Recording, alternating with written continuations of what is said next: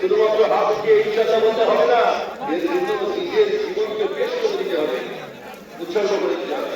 इसलिए पूरा करना है नियत करें इंशाअल्लाह हर साल 4 महीने लगाना है। इसलिए पूरा बचना चाहिए प्रति वर्ष 4 लाख টাকা করে इंशाअल्लाह इंशाअल्लाह में जमीन ईमान का हराम। मेरे भाई दोस्तों, যদি আমাদের এই পৃথিবী এই জমি লোহার হয়ে যায় আর আসমান তামার হয়ে যায় আর এখানে মুখ বন্ধ হয়ে যায়, কোনো খাদ্যশস্য আর উৎপন্ন হবে না আর আসমানের দরজা বন্ধ হয়ে যায় আর কোনো বৃষ্টি নামবে না, এরপরে যদি কোনো মানুষ এটা মনে করে এবার কেমন ভাবে খাবো, কেমন ভাবে আমি লালিত পালিত হবো, তাহলে আর ইমানটা কোথায় রইল? परवरिश करने वाली अल्लाह की जात है, रब्बुल आलमीन अल्लाह पाक है। परवरिश करने वाली जमीन नहीं है, परवरिश करने वाली बारिश नहीं है, परवरिश करने के लिए गल्ला नहीं है, परवरिश करने के लिए बादल और बारिशें नहीं है, परवरिश करने के लिए जमीन और गल्ला नहीं है।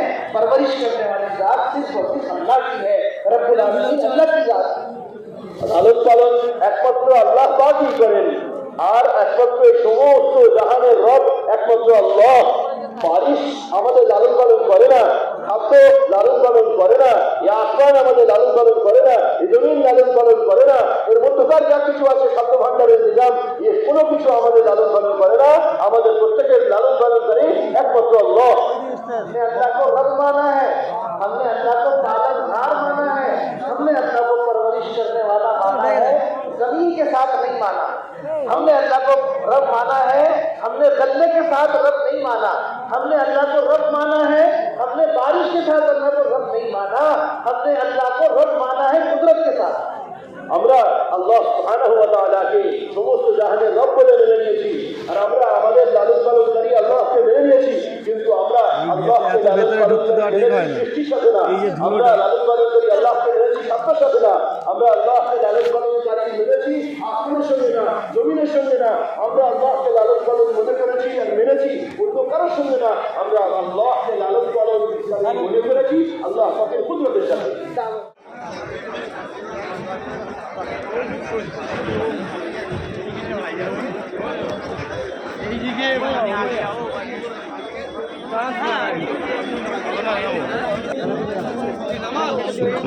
করতে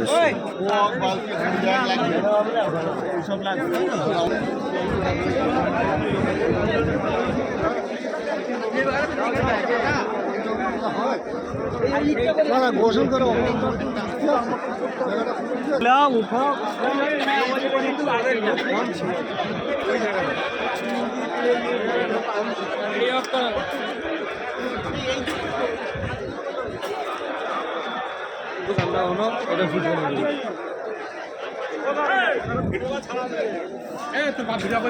ভিডিও করছি আমার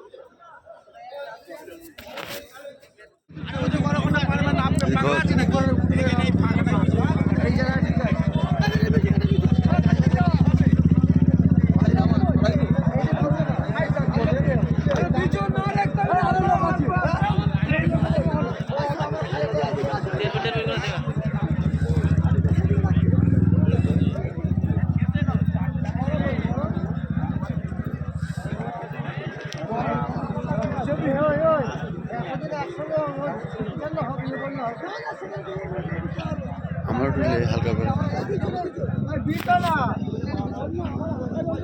অবস্থা,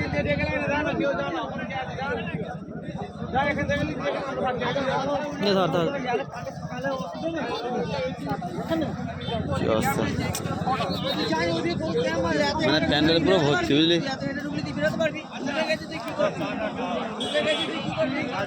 হ্যাঁ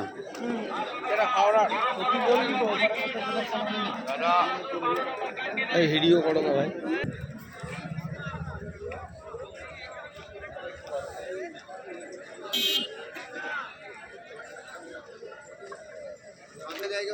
আজ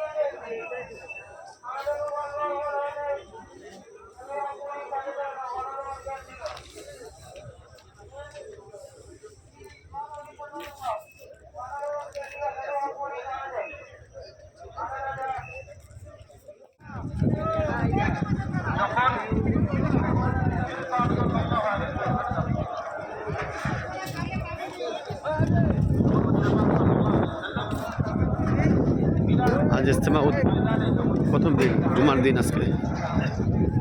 লোকের ভিড় দেখো কত। ওটা অজুখান দিয়ে যাচ্ছি কেন?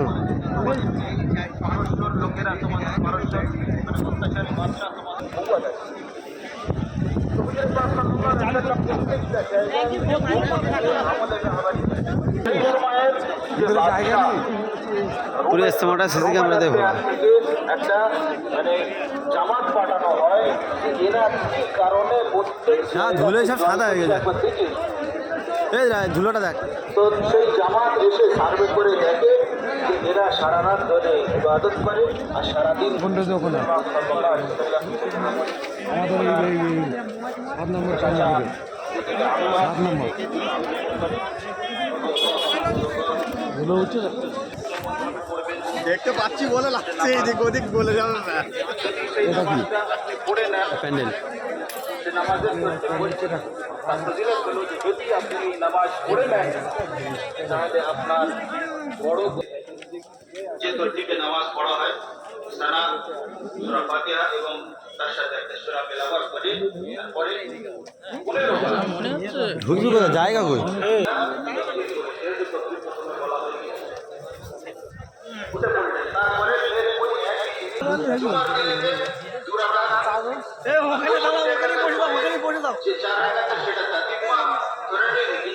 ভিডিও করছি সূরা